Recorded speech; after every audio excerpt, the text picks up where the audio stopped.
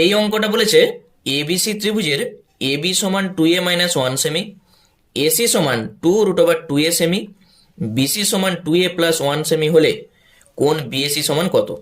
এই অঙ্কটা বলা মানেই তোমার যেটা প্রথমে কাজ হবে এই প্রত্যেকটার স্কোয়ার বার করা। তাহলে প্রথমেই তুমি বার করবে এ বি স্কোয়ার, তাহলে 2a-1 তার হোল স্কোয়ার, a-b তার হোল স্কোয়ারের সূত্র এ স্কোয়ার, -2ab যখন করবে হয়ে যাবে 4a, আর বি স্কোয়ার মানে 1।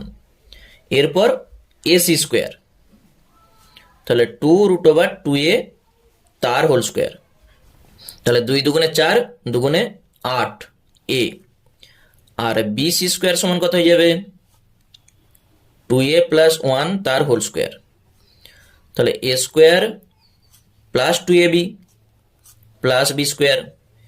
এখানে দেখবে এই দুটাই আমরা যদি যোগ করে দিই তাহলে এইটা আমরা পেয়ে যাব A B square plus AC square.